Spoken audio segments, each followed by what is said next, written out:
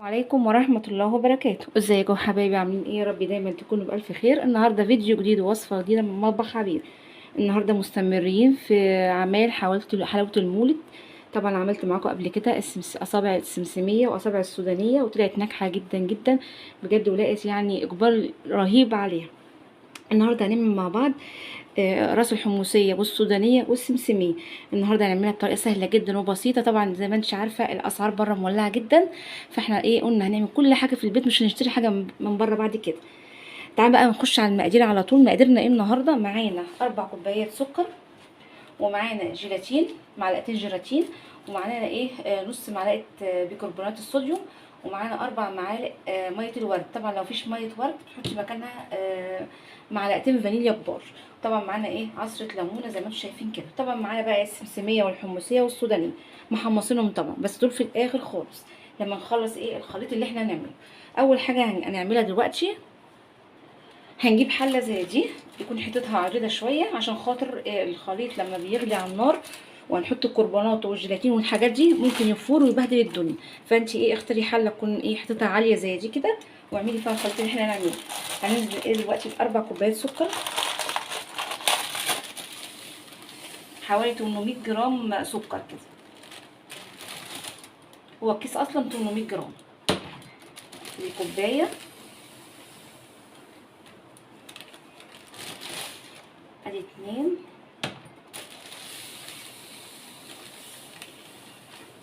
الكوبايه دي كبيره فممكن تيجي 3.5، بس هما 800 جرام.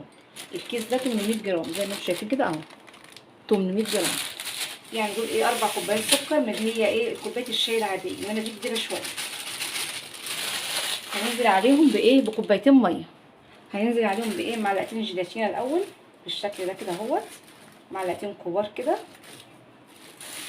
وهنقلبهم كويس جدا مع بعض.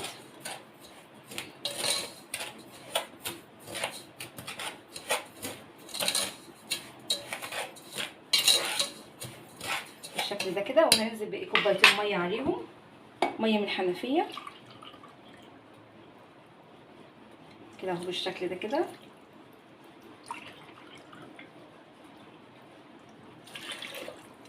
وهنروح على البوتاجاز ونشوف هنعمل ايه. انا على الخليط بتاعنا على النار زي ما انتم شايفين كده، ايدينا فيه على طول، ما بنشيلش ايدينا.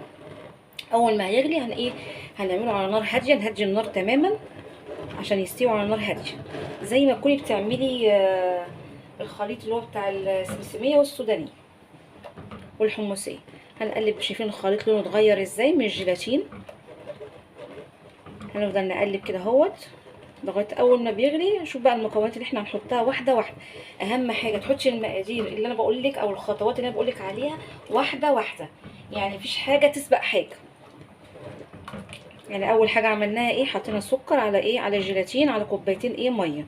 4 كوبايات سكر، كوبايتين ميه، معلقتين جيلاتين، وهنقلب كويس زي ما انتم شايفين بالشكل ده كده.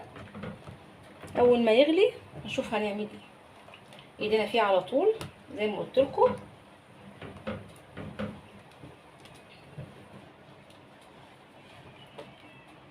هنا خلاص بقى الخليط بتاعنا غلي زي ما انتم شايفين. هننزل بعصره ليمونه.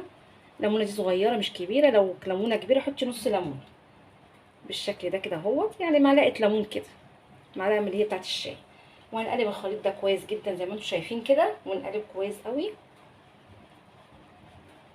وايدينا فيه برضو زي ما قلت لكم، مش هنشيل ايدينا، يعني خلي بقى نفسك النهارده كده فاضيه ليه. وهننزل ب4 معالق ميه الورد. نجيب بس معلقه، نقول بسم الله كده ونصلي على الرسول. اللهم صل وسلم وبارك على سيدنا محمد وعلى اله وصحبه اجمعين. دي كده تاني معلقه، تالته، ادي الرابعه. 4 معالق ميه ورد. بعيد وازيد اهو في المقادير كويس جدا عشان خاطر ما تتلخبطيش في حاجه. طبعا معانا الكربوناتو زي ما قلت لكم. معانا نسيت اقول لكم المقادير: زيت البرفين، لو ما عندكيش تحطي معلقتين زيت اللي هو العادي بتاع الاكل، بس اهم حاجه يكون زيت كويس ريحته كويسه يعني.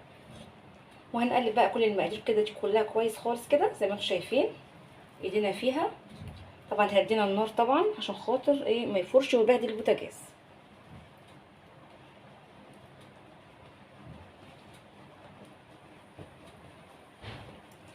وهنختبره كل شويه زي ما تكوني بتختبري العسل او الشربات اللي كنا بنعمل بيه السودانيه والحمصيه. زي ما قلت لكم خلوا بالكم، بصوا بيطلع لفوق هيفور، فايدينا فيه على طول بالتقليب بالشكل ده زي ما انتم شايفين كده. وكل شويه نختبر لغايه ما نشوف القوام اللي احنا عاوزينه، وبعد كده ننزل بالمكونات الباقيه.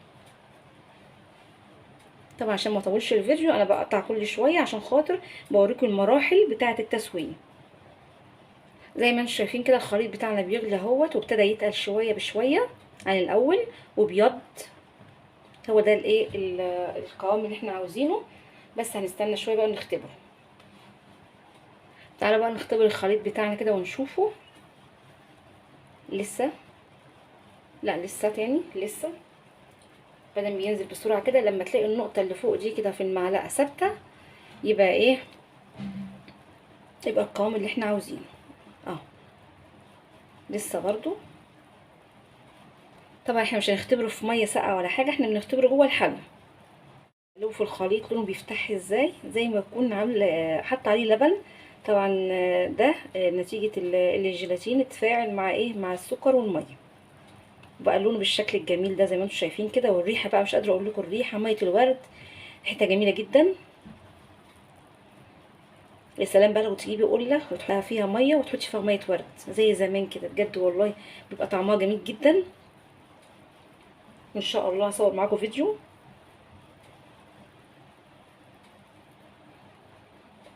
بالشكل ده كده زي ما انتم شايفين. نفضل نقلب ونشوف. هو كده خلاص قرب يعني، خلاص القوام اللي احنا عاوزينه. شايفين كل ما اشيل ايدي ممكن يفور. لازم ايدينا في الخليط زي ما قلت لكم باستمرار، ما نشيلش ايدينا منه خالص.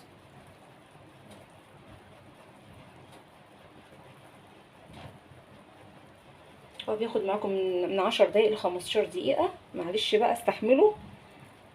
ارحم من حاجه الغاليه بيجيبوها من بره، تهيألي كده. ايدينا في التقليب على طول زي ما قلت لكم.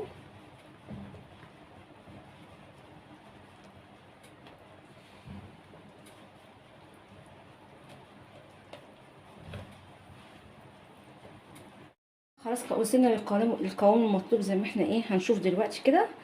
هتختبريها بالمعلقه لما تلاقي اهو شايفين بتطول معاك ازاي، النقطه دي بتطول معاكي، يبقى انت خلاص كده ايه وصلتي للقوام المطلوب اهو زي ما انتم شايفين كده. هننزل بقى ايه معلقتين البرفين، زيت البرفين. هنقول بسم الله كده ونصلي على الرسول. واحد عليه الصلاه والسلام، ادي اتنين. طبعا الازازه دي تقعد معاكي ياما، لان احنا خدنا معلقتين بس وبقى كتير فيها. يعني لو عايزه تعملي تاني هتستخدميها. وهنقلب بقى بالشكل ده كده اهو زي ما انتم شايفين. نقلب كويس جدا برضو على نار هاديه، وايدينا في الحله زي ما انتم شايفين كده. يعني لو شلتي ايدي بصوا هيطلع معاكي ويفور على البوتاجاز.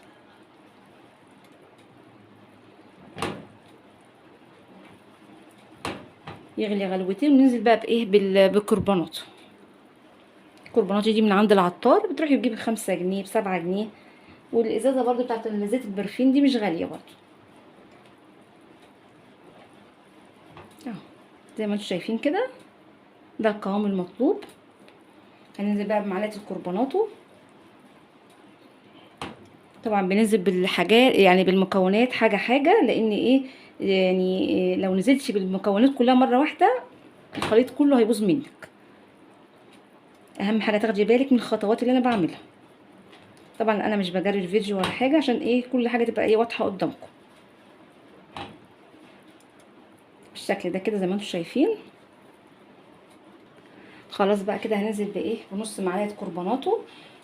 ونخلي بالنا بقى كويس جدا عشان ايه ممكن تفور وتبهدل الدنيا. ونقلب كويس جدا. هنطفي بقى عليها لان ايه هتفور على البوتاجاز. وهنشيلها ايه من على العين عشان خاطر ايه ما تفورش وتبهدل الدنيا. هنرجعها تاني على العين اهو بالشكل ده كده. طبعا احنا طفينا عليها خلاص. هروح بقى ايه نصبها في طبق او في صينيه.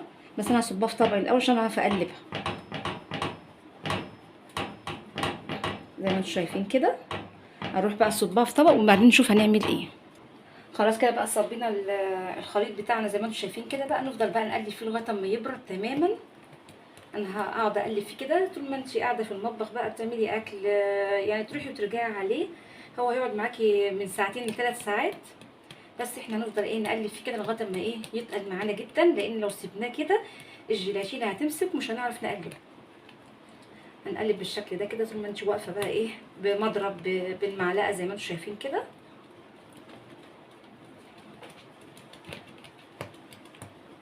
لمي بقى اولادك حواليك كده وفرحيهم، خلوهم يساعدوكي.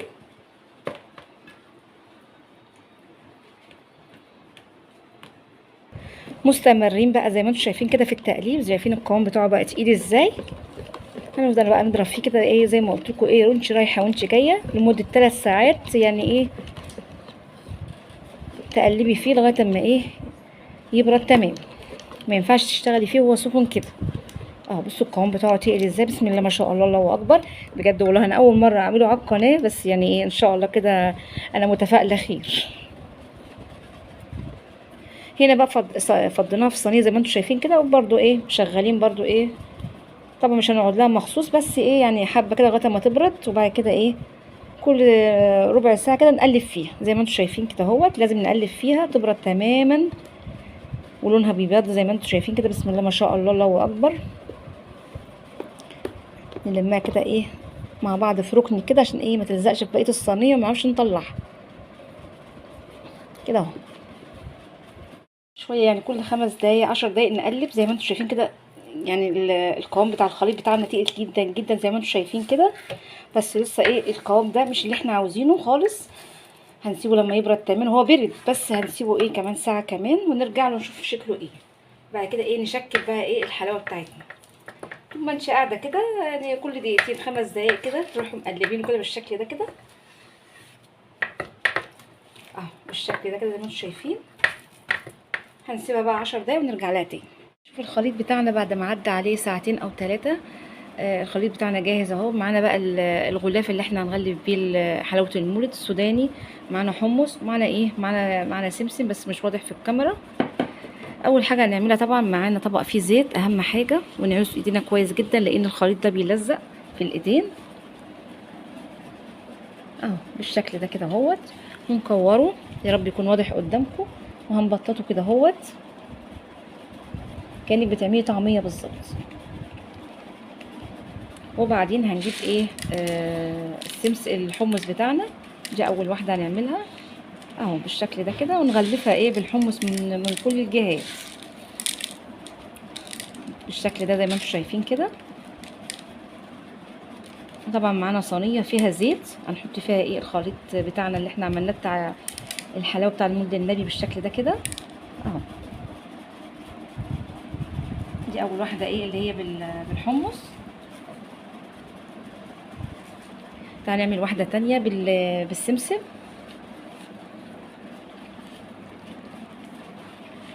تعالى نعمل بقى واحده بالسمسم برضو. ايه هنجيب ايه السمسم بتاعنا، بس خلوا بالكم بقى لان ايه الجو حر طبعا زي ما انتم شايفين كده، والخليط بتاعنا يعني بيسيح مننا. طبعا نعوز ايدينا زيت زي ما قلت لكم. هنجيب بقى ايه سمسم ونحط ايه نغلف بيها ايه الحلاوه المولد بتاعنا بالشكل ده كده. طبعا طبق السمسم مش باين فانا ايه بحاول ايه اعمله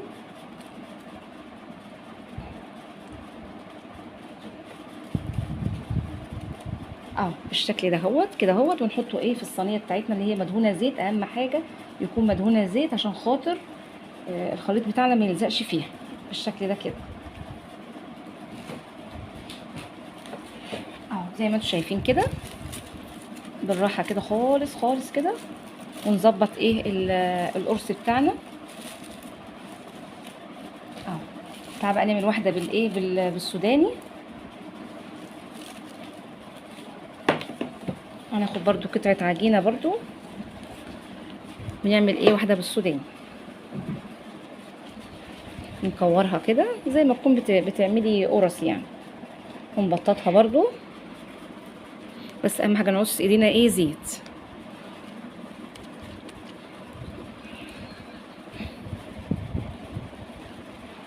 كده اهو زي ما انتم شايفين كده. طبعا بعد ما خلصناها خلاص وحطينا ايه فيها السمسم والسوداني زي ما انتم شايفين كده، هنسيبها بقى ايه لمدة 24 ساعة. اهم حاجة يا جماعة 24 ساعة تحت مروحة عشان ايه تمسك وتنشف معانا. واول بقى ما تنشف معانا هنقدمها معاكم بقى في طبق التقديم ان شاء الله. ده بقى زي ما انتم شايفين كده شكل اقراص المولد بعد ما فات عليها يوم كامل. يعني انا عاملاها من بالليل، تاني يوم بالليل طلعتها من الصواني اللي كنت حطاها فيها، وطبعا نشفت تمام زي ما انتم شايفين كده. بجد والله تحفه تحفه تحفه.